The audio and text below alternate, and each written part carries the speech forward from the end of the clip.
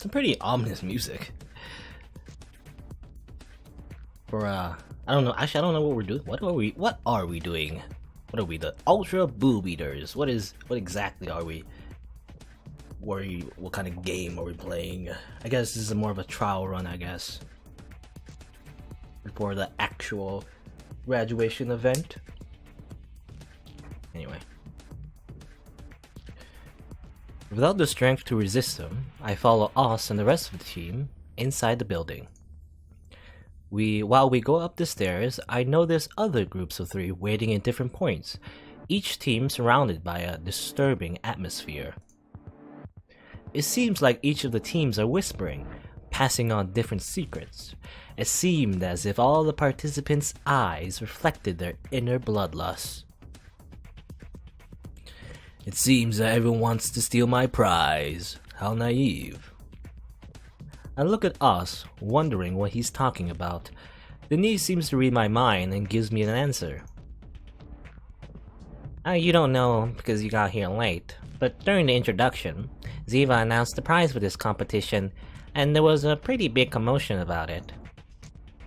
Is it that good? Anything you could guess falls short, compañero. It's the best prize that a man could ask for, and of course, I'm destined to win it. I turn to Denise. Is it that good? Don't ignore me. It really is a great prize. Can you believe that once people started to talk about it, some outsiders started to show up? Participation should be restricted to students, but I get the feeling that more than one stranger has entered. I don't know how it happened. I bet you were in charge of registration. Oh, how'd you guess? They really didn't really do his job. I wonder what the prize is. Probably something to do with Ziva. We huddle in a far corner on the 4th floor. There we find one of the big black briefcases that Oz had been carrying earlier. On it, there's a label with the disgusting team name, Ultra Boob Eaters, on it. Did she know what our name would be beforehand or what?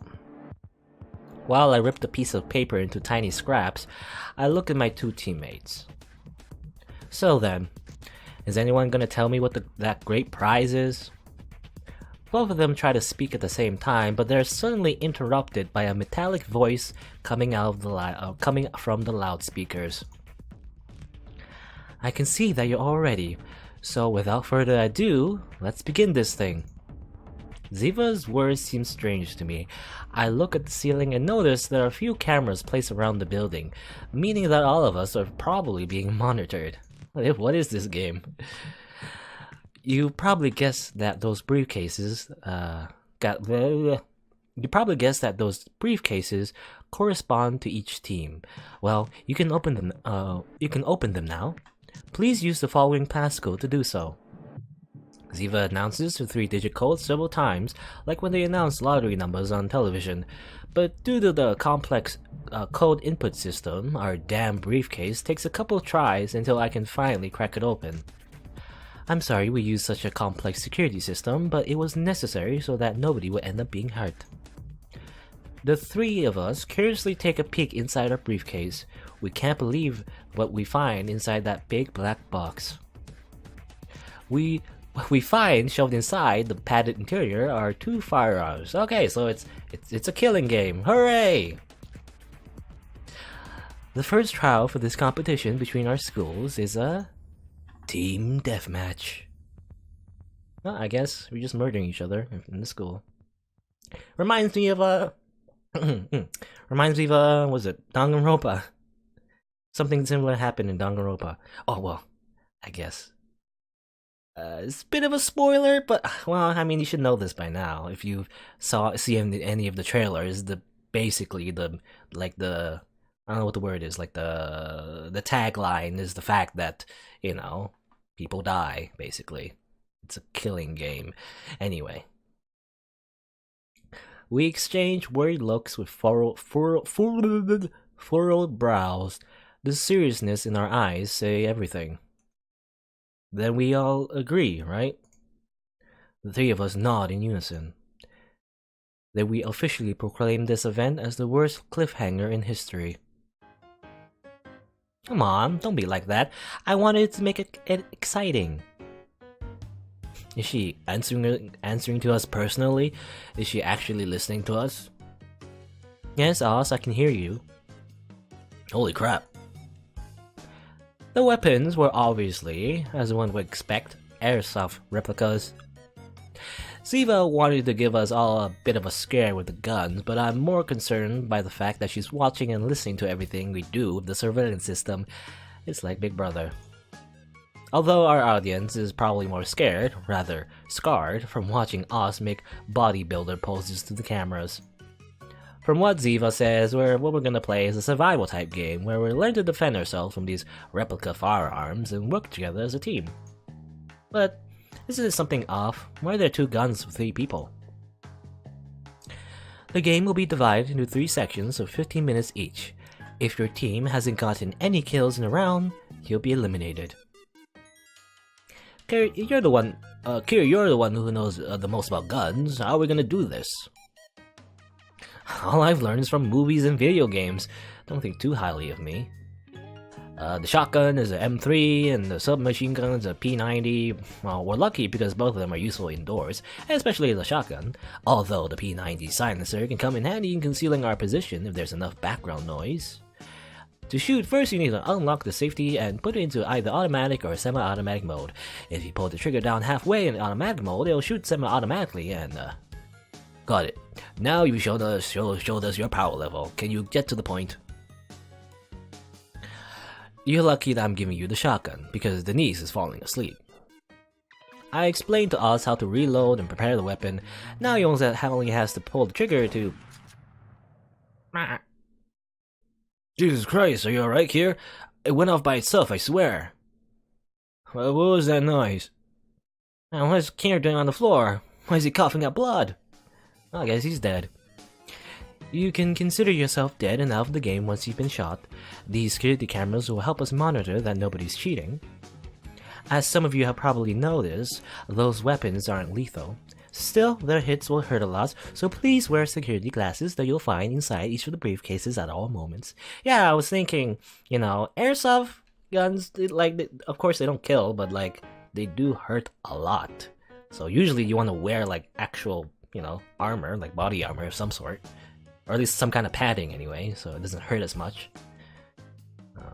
And don't worry, Edian. The game doesn't start until I don't give the signal, so you're still in the game. That only works if he's still alive! Say something, compañero. The desert. I can see it. I'm enacting the Gulf War once again. Now he's hallucinating! And you weren't even born until after it ended. Each school will receive points based on the amount of players from each school who survive until the end. I'll be awarding extra points to those who score the largest amount of player kills as well. All clear, right? Then what are you waiting for? Let's go! A deep silence blankets the entire school. Team Ultra Boob Eaters takes their time to react as well. What are you all waiting for? The timer has already started. Go! Go! Ah! In unison, the roar of all the players resound against the walls, accompanied by the echoes of first bloods and gunfire. Anyways, do we have a plan? Oz and Denise focus their attention on me. Over 30 years of experience on different battlefields. And for what? War never changes, and today is no different. Kira's gone nuts. If you want to survive, then follow me. First, we must find a secure hideout, then we'll let the foolish among them kill each other. At least it seems like you're taking this seriously here. That's Commander Edian to you, maggot. Sir, yes sir. The upper floors of the school are probably the worst place for anyone to try to survive. All of the middle areas of the school are open spaces. They're the perfect spots for snipers. The narrow hallways in between are perfect places for ambushes. We can only count the ends of the building and the bottom floor as places for fair fights. Everyone else seems to have the same idea though, and our only escape routes are teeming with enemies. Curiously, some people have been trying to climb up to the upper floors, creating a brutal clash with no survivors on the staircase. Who in their right mind would actually want to come up here anyways? We try to apply pressure to our enemies to create an escape route, but the powerful cover fire flying around prevents us from advancing and we're forced to pull back. Our efforts were all for nothing. Our largest success is when we managed to snatch a couple of guns from two enemies who were killed off after an insane kamikaze attack. Now our three of us on Team Ultra Boob Eaters are armed, but our ammo is still finite. If we keep trying to push forward without a plan, we'll soon run out. And what's more, we can hear voices coming from the center of the building. Someone managed to pass through the sniper zone and we're gonna be surrounded any second. Quick, open that door. We'll barricade ourselves inside. It's locked, we can't get in. Locked doors don't mean shit. I'll take care of it. I managed to force open the lock in record time, and the three of us rush inside an empty classroom. I guess we picked the lock, I think, because Karen, he's good with locks like that. We block the doorway as soon as possible. As we hold our breath, we hear the distinct sound of two people jogging through the hallway beyond the door. For a second there, I thought they were about to try to get in, but they probably won't try it with me here. Your speed in handling that lock wasn't too shabby either, compa. Compañero, why are you opening fire on that wall? I turned my neck towards Oz and raised a thumb in approval. Don't worry, I've activated the wall hack. Too bad I can't see their faces while I kill them through this wall. Now he thinks this is a video game. We've lost him for good. While I wonder why I'm unable to open the terminal to input cheat codes, we hear the sound of footsteps in the hallway, followed by a loud voice that seems to be trailing the two sets of footsteps. It's obvious that someone's in danger, and at that moment, Oz notices something pretty important. It's a hottie! Another crazy one. Can I just take a nap here and wait until the clock runs out? I'm sure about it. On the team that just passed us, there was a hottie. I knew the moment I heard the sound of her delicate footsteps. She's in danger, and I'm the only one who can hear her mild groans amongst the shooting, the softness of her lips begging for my help. I'm pretty sure that you're just projecting your expectations on the situation, but sure, go ahead. Good night. Denise accommodates himself on top of one of the desks, entering a dream world where he can ignore us. Kier, men beyond humble. I don't know how to... I can't speak other languages other than English, but even that English I can't speak well. Anyway, Kier, beyond the hombre, our paths divide here. Oz grabs my shoulder and fixes his eyes on me, his heart reflected in them. Kier, I may not come back alive if I leave. I need to know that I'll always be with you. Every time you close your eyes and think of me, you'll be able to see it clearly, the moments that will always represent our friendship. Just his memories of Oz is just blurred, and he doesn't really remember what Oz is saying in any of his memories. Just blah blah blah blah. Well, those memories didn't really represent our friendship. They weren't even in the original version. The hell was that language? Farewell, compañero. No, amigo mío. I'm being serious. They could have at least had English subtitles. Okay, well, that's just weird. I'd assumed that it was in a different language because Kieran doesn't really remember what Oz is saying in any of his memories because he just ignores them most of the time. But I guess that's just a joke about a different language. I don't know. Anyway. Slamming the door behind him, Oz runs out with his shotgun against his shoulder. He takes solid strides with a composed face. He stops not too far away and raises his voice, the sound filled with passion. Well, what do we have here? Has nobody ever taught you how to treat a lady? On the other side of the hallway, you can see the mangled bodies of other players. Hiding behind a pillar next to them, someone's covering their heads with their arms and intensely shaking. The reason behind it is a large man with a machine gun in his hands. After listening to Oz's mockery, he turns around, gritting his teeth and mumbling.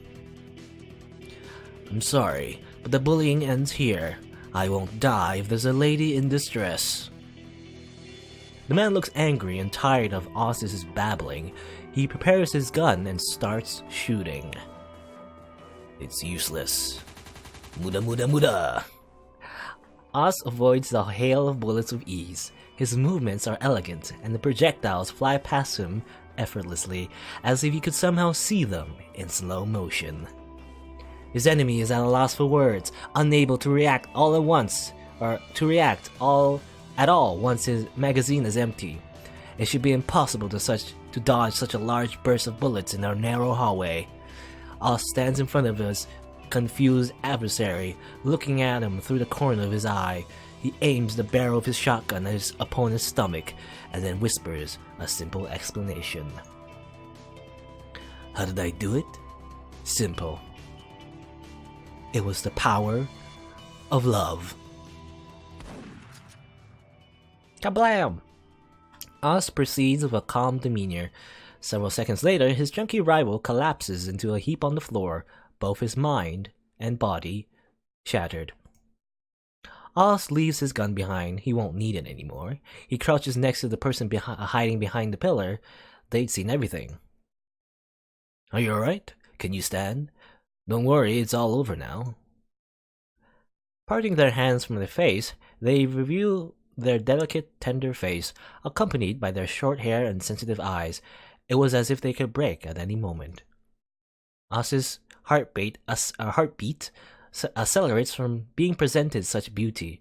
Every man had always dreamed of having such an encounter. Now, after so many years of chivalry under his belt, it's finally Oz's turn. My name is Oz Aldwin.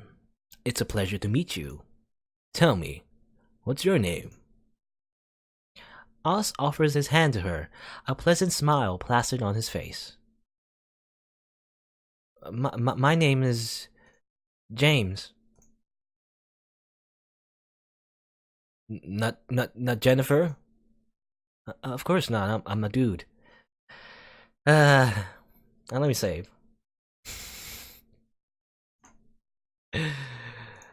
You just activated my trap card. Oz begins shaking as he stands and picks up the shotgun that he had dropped moments earlier. First, he couldn't guess anyone's ages, and now this. It doesn't make any sense if guys can qualify for his attractive women's standards as well. There shouldn't be a god capable of such creation. Does it matter? Does it matter if James is a dude? Anyway, and now his life ceases to have meaning. And commits suicide. Rest in peace. Back in the classroom, Denise and I managed to hear Oz's last shot ring out. Hey man, I date James. I'd already warned him. Some people really aren't bright. I lower my head, lost in thought, and unable to say anything to Denise.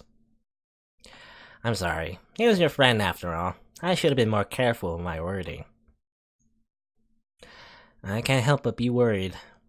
I've been thinking, and what if that flashback was actually the original version and we're being dubbed over right now without realizing it? now we're just getting meta. Well, what the hell are you even talking about?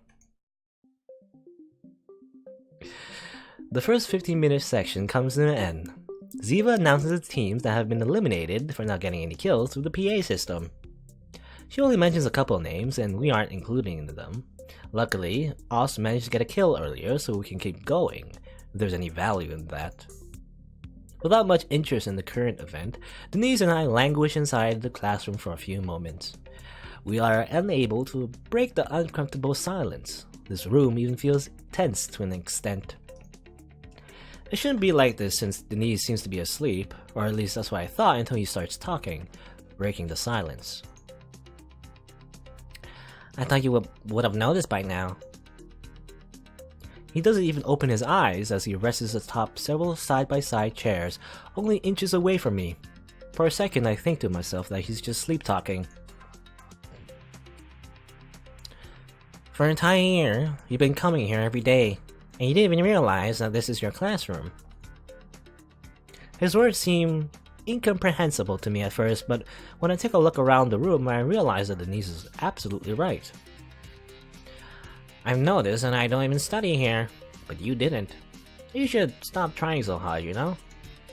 Although I must admit that I know all about your recent escapades, thanks to a certain nosy someone. I guess that's how I recognize this classroom so quickly. Denise raises his finger index as he says this, then slowly drops his arm. What follows his actions is a short silence that I can't answer to. I know quite a bit about your class clown antics, you know.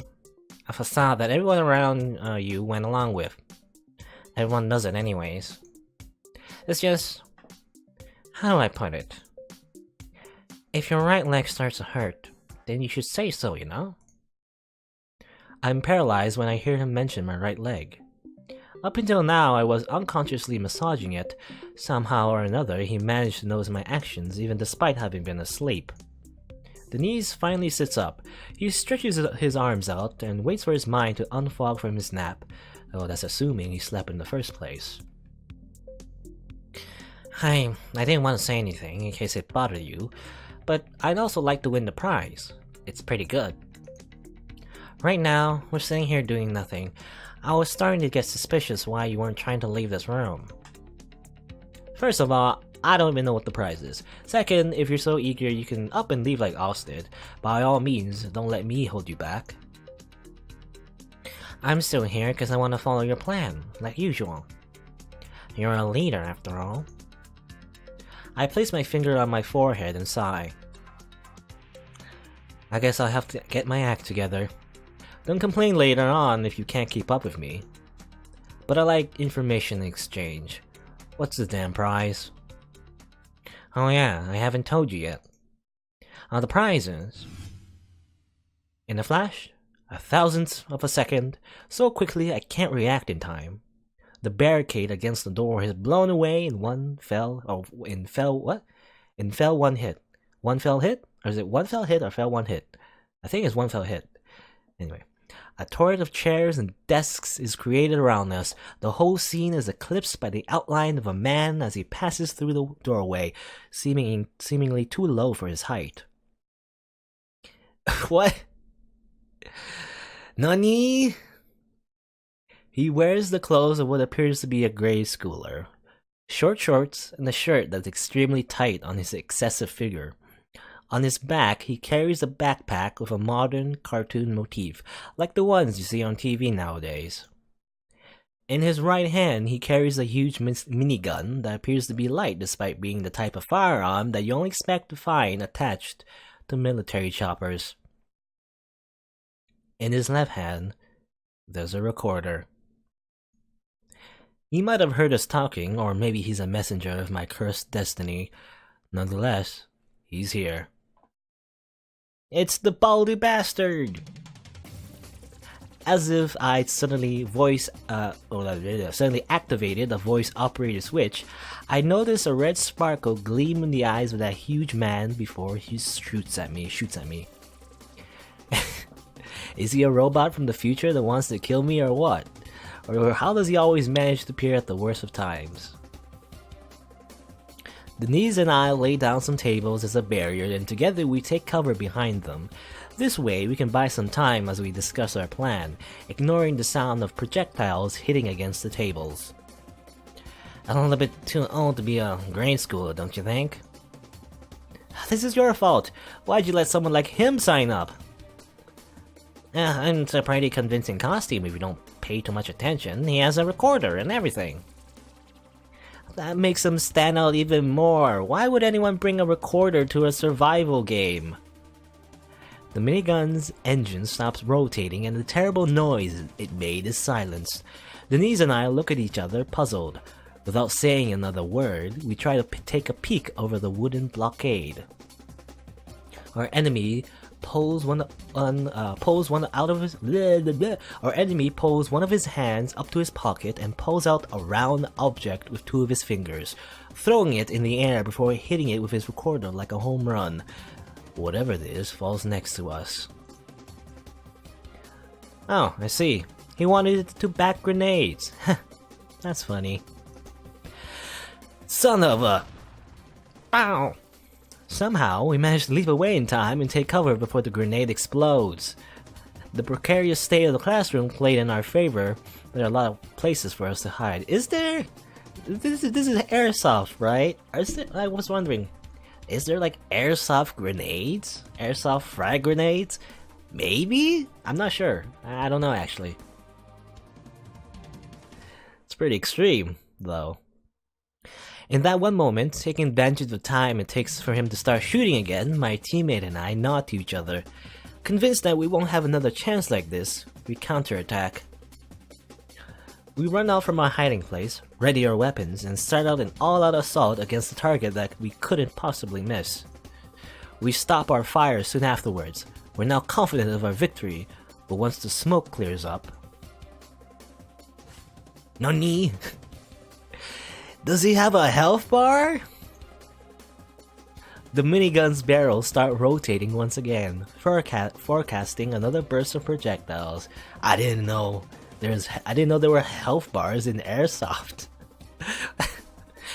And if that wasn't enough, when I try to pull the trigger of my submachine gun, it makes a clicking sound. I'm out of ammo. This is the type of moment where I usually wouldn't be able to do anything. Every idea collapses inside my mind, and I can't think clearly under this much pressure. But not this time. I'm able to look around me calmly, check who's close, and analyze the situation as it is in the present moment. Is this the power of Ultra Instinct?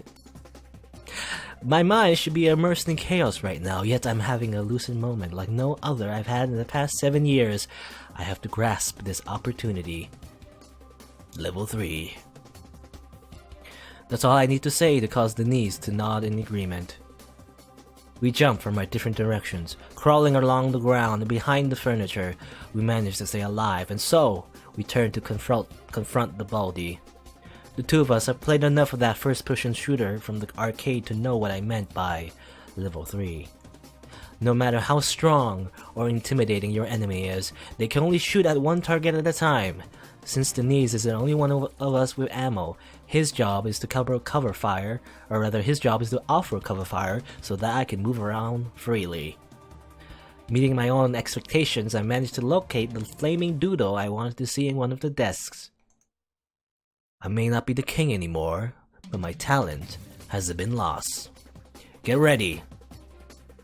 I run towards the desk and jump on top of it, staring it directly into the stocky Baldy's direction. This strategy would be totally impossible on a normal desk, but that isn't the case with this one. I sought out Oss's desk specifically, knowing it will be modified. Don't underestimate the power of a sled desk! I charge straight into the giant before he has the chance to react. His body collapses on top of the mountain of desks and chairs that he tossed around the room when he first entered. Is this illegal? Or is this legal? Because we're supposed to be shooting as an airsoft. We're not supposed to hit each other with desks. Anyway. But that isn't all there is to my plan. I know that I'll need something else to put a stop to him. I'll have to steal one of the grenades located near his waist.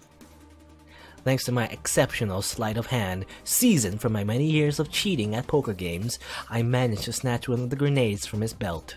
I turn around and head in Denise's direction, trying to ignore the extreme pain I feel in my right leg. The grenade flies across the room and over my head until it finally falls directly on the Baldy's chest.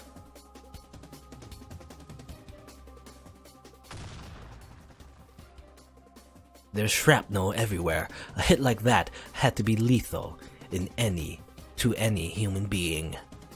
But I know that our opponent this time is far stronger than any other human I've met. Amazing, leader, but I'm afraid we'll have to do something else if we want to get out of this alive. The wrecked body of the Baldy starts to raise itself and moan in anguish, disoriented as if he had just awoken from a very long dream. We don't have much time left. How much ammo do you have? I've got less than 10 shots left. It's not enough to finish the job, I'm afraid. Then I'll have to repeat the death trick again. It's too dangerous to get close to him now, and if he catches us, our best chance is to end this in one shot. My death should also still be modified if we can still find it. Denise chuckles and strokes his chin while he interrupts me. I'm pleased to see you're so determined here. I ignore Denise. I'm more focused on finding the desk with tacks on its legs. Your desk is that one. I noticed it earlier when you tried to distract the big guy. If you want to climb up on it, I can push you. It's not like you're in the best condition to do it by yourself, am I right? I know that he's talking about my leg, but I opt not to say anything. I go over to the desk and ensure that's mine. I'm gonna get on it, but wait until the body stands up. I'll need a good push. You know, sometimes I wonder if Pygmalion truly got what he'd wished for. I don't understand why Denise suddenly brought that reference up. I look at him puzzled. I remember that Pygmalion was the protagonist of that myth he mentioned during one of the committee meetings. A man creates a statue, falls in love with it, and it comes to life as he wished. And it's not like magic or gods actually exist. If that story had really happened, it would be easier to believe that it was thanks to the king's situation that he managed to make his dream come true. He probably had an entire court and nation under his control. It'd be fairly simple for him to find someone that looks similar to the statue and accept her as his lover, right? But the story that present generations recall is the one where love creates a miracle, a happy ending without lies, no matter how well-meaning they might have been. After all, he will forever be remembered as a romantic. That fact only confirms that his subjects probably loved him a lot, since they remembered him in such a pleasant way. That's why I want to believe that there truly was a happy ending, as it wasn't all a white lie. If there existed bad moments to start reflecting on irrelevant stories, it's pretty obvious that Denise picked the very worst of them all. He smiles at me in a way that I don't know how to respond to. Meanwhile, the huge beast that I could barely knock down earlier finally rises up once again. His glasses fog up from his angry and heavy breathing, but the lack of clarity in his vision doesn't seem to affect him too much since he tracks us solely using his ears. He brings one of his hands to his waist and with his thick fingers grabs all of the grenades he has left, removing all of the cords at the same time using his mouth. I scream something nonsensical as I try to warn Denise that we must get out of the way. He, however, doesn't seem perturbed. Maybe his reaction is appropriate. After all, whether or not we try to hide doesn't matter. Shrapnel will fly in every possible direction and there isn't enough time for us to escape through the exit. Unless... It was fun, even though our plan didn't work out in the end. I could ask him to run, ask him why he's still standing there. I could ask all kinds of things, but I can't find the words for any of them. My time is up here. It's not something to regret. After all, I'm not the one you have to prove yourself to. Denise touches the desk with both of his hands and pushes it with all his might. This wasn't the original plan, but it wouldn't make sense to follow it now anyway. Instead, I'm sliding toward the exit. Denise watches me fly with his usual lazy gaze. I can see several grenades that the Baldy had thrown in his desperate attack fly over Denise's head. My partner, meanwhile, waves goodbye to me with one arm, and with the other, he stretches it out like he did back at the arcade, aiming his gun at one of the grenades hovering over his head. Try to win, okay? And with those last words, Denise shoots. Distracted, I crash into the hallway's handrail, causing me to fall off the desk thanks to the momentum. I lose sight of my classroom during my fall, and the noise from the explosion leaves me deaf for the next couple of ensuing seconds. In an automatic survival reflex maneuver, I manage to grab a hold of the handrail of the lower floor. As scared as I am, I managed to climb up over it and drop it to the floor below me. I can't believe the knees is fucking dead. I can feel my heart beating so quickly that it feels like it may pop out of my chest. My mouth feels dry and I'm having difficulty breathing. My legs, especially my right leg, hurt to the point that it feels like they could explode any time. Are you stupid? You want me to win? I don't even know what the damn prize is.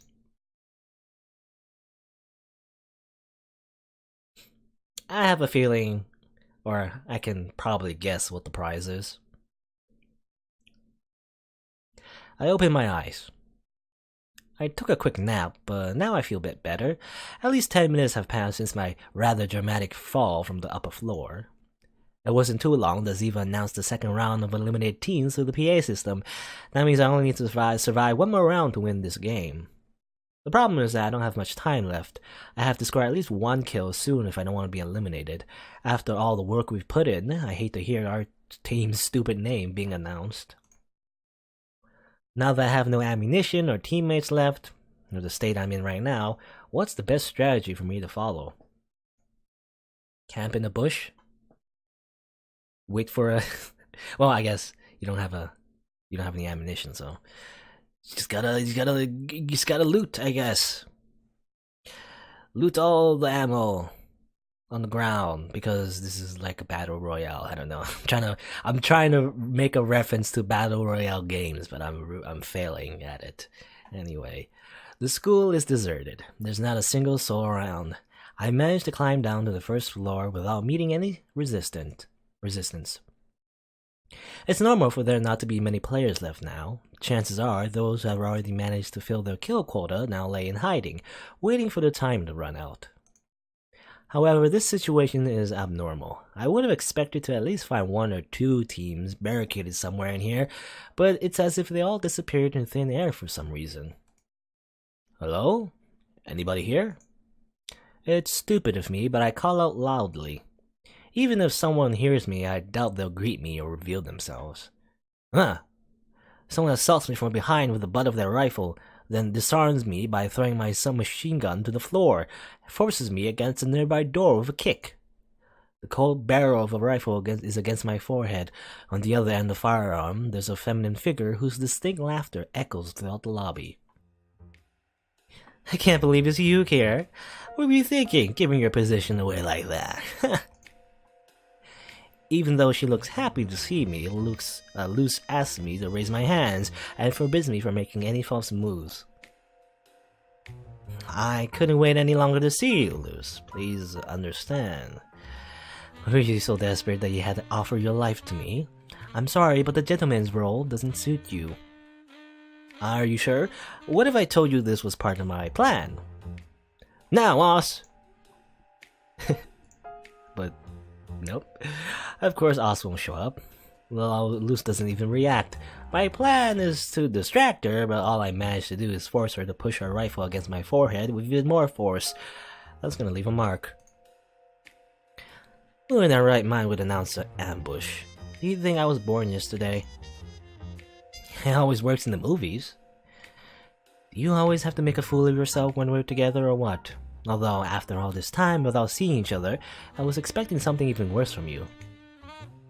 Better. People usually expect better from others, lady. I'm a realist when it comes to you. And here's another fun fact. I'm gonna shoot you right now. You don't have any teammates hiding around, so you're useless as a hostage. Luce keeps bumping the rifle's barrel against my forehead, forcing me to push myself in closer to the door behind me, to the point that the doorknob is digging to my side. I have to buy myself some time. I try to come up with a plan as quickly as I possibly can. Wait, you can't know that for sure. What if they're fighting your team right now? Can you afford to risk that? That's impossible. Did someone wipe out your team already? Yeah, I did it myself. I put bullets in both of their backs as soon as the first round started. Are you crazy? It's not my fault. It was because of the game's format. Ziva made it this way so it destroyed teams from the inside. What are you saying? Haven't you realized yet? They only gave us 2 weapons for teams of 3. They gave us almost no ammo. The rules say that your team needs at least 1 kill per round to survive the game, but doesn't specify which kind of kill. There are 3 rounds with several teams of 3, so everyone was worried that their own teammates would betray them after the first round, especially when the winners give points to their respective school. But these teams can include students from both schools at the same time. You know, that's actually pretty interesting. You know, there should be like an actual like full game about that sort of thing, you know? Either, I don't know, something like I'm trying to think, it probably won't work as like an actual like, actual first-person shooter. It's like a literal game, right? Probably like betrayal and stuff. Probably won't work out. But as maybe like a story, some kind of like visual novel-esque kind of story surrounding that sort of stuff. That sort of idea of having like a survival game, but at the same time your teammates can betray you.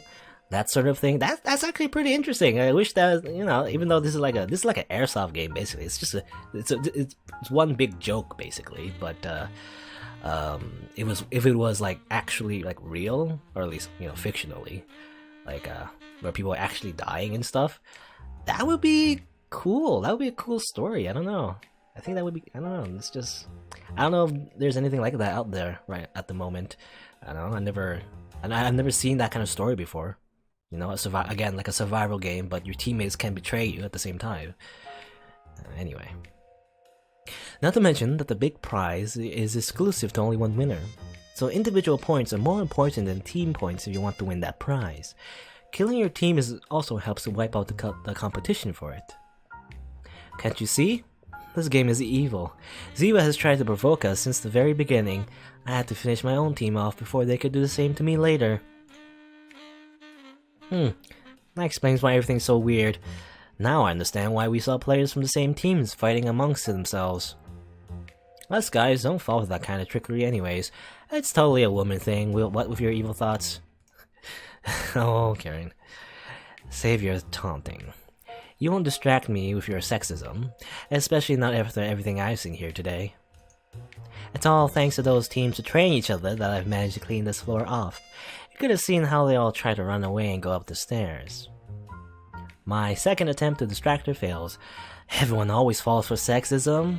And now the worst part is that I suspect this woman is some kind of an insane psychopath. My back hurts more and more due to the doorknob digging into my back.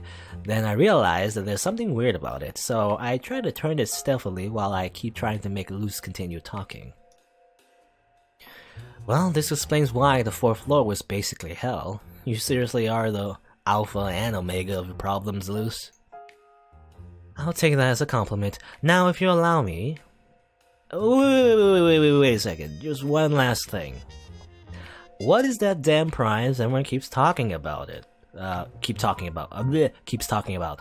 Why is everyone so freaking obsessed with it? Your attempts to buy time are getting worse, Kier, as if there's anyone who doesn't know about it. But I'm serious. Farewell. Luz pulls the trigger, but I managed to avoid the bullet in time. I fall down. It's only thanks to the fact that she was aiming at my forehead that she missed me by a hair. Well, literally. Now kids, if you're gonna shoot someone, always aim for the heart. That way, there's less margin for error. Disclaimer, shooting people is bad, so don't follow Karen's advice under any circumstances. I use my weight to my advantage in turning the doorknob as I fall. I manage to open the door behind me and I roll inside the room as soon as I hit the floor. Inside, it's totally pitch black, causing Luz to miss another shot due to the surprise that this turn of events creates. To be fair, this room is always locked, so I'm really lucky that I managed to get the door open. Before Luz finds the light switch, I manage to conceal myself behind one of the many rows in this large room, making it impossible for her to find me. We're in the auditorium.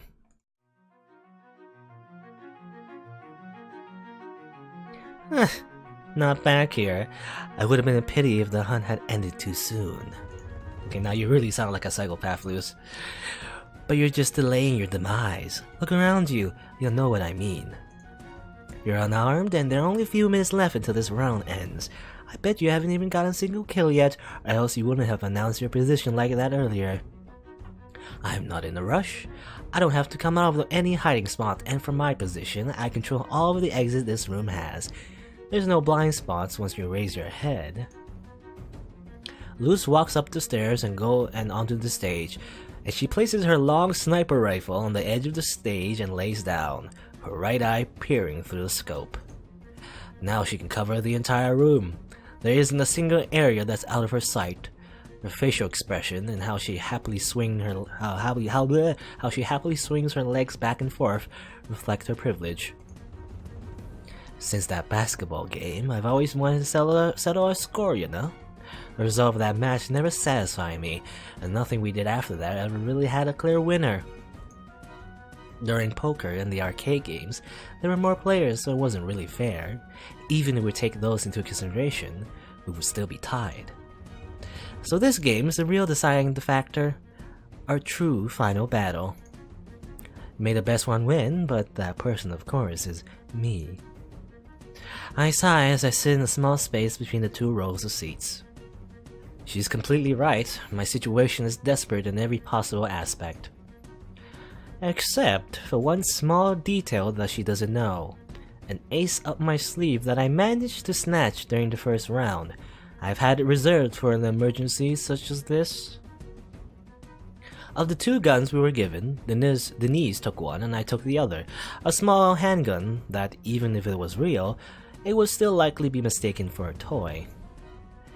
It isn't just that it's short range, it has a lack of utility, and it also only has 1 bullet. 1 single bullet left. I can't afford to miss the shot. There's little I could do with a gun like this before, not at this distance and against a sniper rifle. My chance of victory is negligible, if not entirely impossible. There's no other way, huh? Luz is humming softly, pleased to have this situation under her control. Her eyes alternate between the 2 sides of the room, especially the doors leading to the hallways that I'd inevitably have to take if I want to fight or run. From the corner of her eye, she detects some sort of movement and shoots it down by following her instincts and using pure talent, without even knowing what it actually was. Did I hit it? As soon as she's done shooting, she senses something is moving in the opposite direction, but by the time she's done reloading, it's already too late. A bit afterwards, another small object appeared between some of the seats, this time a few rows in front of where it happened last time. She shoots at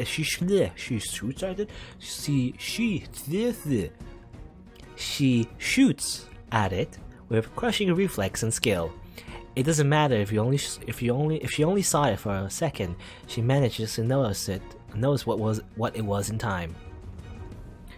And was that a shoe?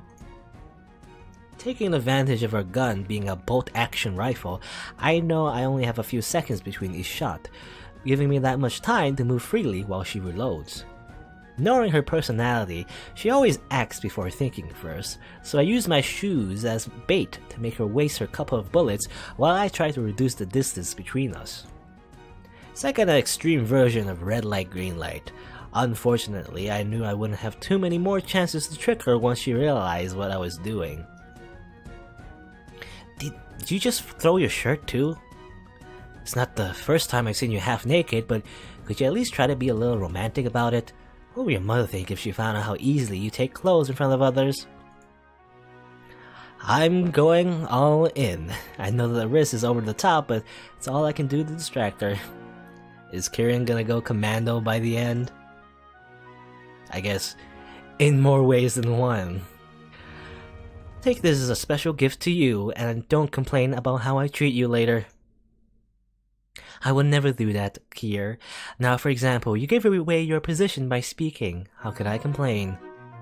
Although I can't see her, I can feel the pressure of her scope set on me. I hold my breath. This is probably the most dangerous bet I've made in years, if not ever. I have to bet all my chips on this single game. My chances of a success are below 10%, and that's being generous. It's now or never. Something moves in Luz's scope. It jumps up and removes itself from her vision, but she doesn't shoot. Her fingers moves into position, but she doesn't pull the trigger. She knew it wasn't me. Now she's waiting for the moment that I come up. But I don't move. I stay in place, immobile, awaiting my opportunity. The reason I spoke earlier was to hide the noises I was making by making her talk as well. I was able to discern her current position. Several seconds later, the latest flying object I've thrown falls where I hope it would. Ah, what's this? These are... your pants? It goes even better than expected. My pants fall in front of Luz's face, temporarily blinding her. Scared from that revelation, she jumps backwards and stands up, then runs several feet back as she tries to shove my pants away from her as if they're cursed. She, of course, forgets to pick up her rifle. She blushes and complains as I take the opportunity to jump on stage and aim at her. And no, I won't make a dirty joke about pistols while I'm only in my underwear. I'm not that uncouth. Where'd you get that gun? And why'd you throw your pants in my face? Are you crazy? They're just pants, not a weapon of mass destruction. Well, if it were Oss's pants, then maybe. Those must be disgusting, but not mine, lady. The stage is big enough that it makes any escape attempts impossible without giving me time to shoot her down first. Behind her, there are only cardboard sets of different scenery that are used for the plays that some of the drama classes enacted. She has no way to flee, but there's still some distance between us. Considering what my weapon is, and that I only have one bullet to shoot with, I try to close the distance between us. Don't even try it. That's not the issue here. Well, not the biggest issue at least. Well, it is, but not the one I meant. What I meant is that you can't just go throwing your pants at a girl like that. Are you a stripper or something? Try to have more consideration. Who cares? We've done worse things in the past. You made things 1,000 times worse. That was before, not now. You can at least think a bit about what you're doing at this point. At this point? What do you mean? Don't make me say it out loud. You know what I mean. Luz blushes more than before and takes a step back, unable to look me in the eyes. I think I'm close enough to shoot her, but I hold off on it when I notice her acting in a way that I've never seen before. I don't know what you mean. What are you talking about? You're inconsiderate, Kier. Since that day at the restaurant, I haven't ever even seen you. Would it have been so hard to, I don't know, come by and say hi? Because we didn't hang out over these past weeks? You're the one who wanted to focus on studying. But that doesn't mean that you couldn't have came up with an excuse. One day you sneak into my classroom to see me, and the next day you forget about it. I don't know what to think. I've already told you that I didn't... Well, it doesn't matter. There's nothing to think. I can't believe we're discussing this in the first place. Bit of a lover's quarrel right here. I put my finger on the trigger and I start to gently pull it. At least I was taking our relationship seriously, Kier. My vision clouds. The always sarcastic voice of Luz is sweet for once. Her tearful eyes take control of my body and it refuses to obey me. My gun shoots of its own volition. The small plastic ball diverts from its course, passing by one of Luz's cheeks. Her face instantly breaks out into a wide grin, an evil grin that no other human will be able to imitate. She disappears in the blink of an eye, and once again I am disarmed. I fall to the floor, face up, without any chance of escaping once she sits on top of my naked abdomen. Abdomen. On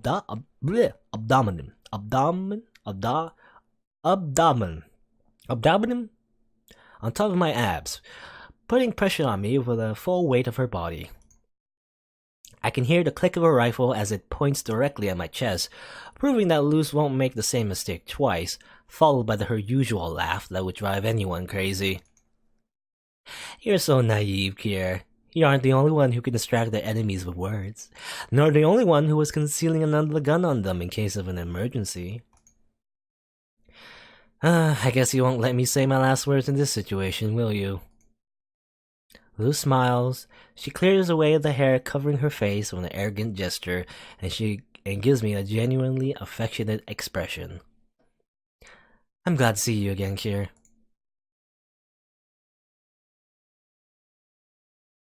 I close my eyes, grit my teeth, and clench my fists as I wait for the inevitable impact. But it's not a gunshot that I hear. Ding dong, the survival timer says time is up. Silence fills the room. Neither of us are able to process what we just heard. It's not the weird fact that Ziva imitated bell sounds, although that's stupid enough by itself, but that time seemed to run out at the perfect moment. Ah, this is so lame. Ziva should have waited a few more seconds. What are you gonna do about it, Luz? Now, if you don't mind, could you get off me and stop pointing... Ah! Although time is up, I don't escape being shot point blank in the chest. It leaves me in a state of near death for a while. In the meantime, Luz gets off me, disappointed. Well, that's all. I hope you all had fun. Now all of you can come back to the field and give back all the equipment you were given, and also check the scores. See you later! Ziva's message through the loudspeakers is finished. Something odd catches my attention. She didn't mention my team among those who were eliminated. Are you absolutely sure you didn't shoot anyone? Maybe with a stray bullet? Impossible. I only had one bullet for the rest of the last round, and I used it against you just a moment ago. Luz and I look off to the side together, looking towards the cardboard sets at the end of the stage. We get closer and find a small hole in one of them. Now I see. So that explains why the door to this room was open. So that means that behind here, there's... We take a look behind it, and on the floor, we find a guy with his hands on his forehead, trying to contain his pain. How unlucky. The bullet went through the cardboard and hit him directly. He was eliminated, and also saved me in the process. Well, unlucky for him, lucky for us. I knew I had the cheat to shoot through walls turned on. I knew it. I don't know what you're talking about, but stop jumping and put your pants on, please. Well, I guess it worked out in the end. But who wins though? I guess, do we win? I guess, otherwise, I don't know if Luz scored a kill before, you know, that whole showdown there at the end. Assuming she didn't score a kill, that would mean we win. The Ultra Boob Eaters.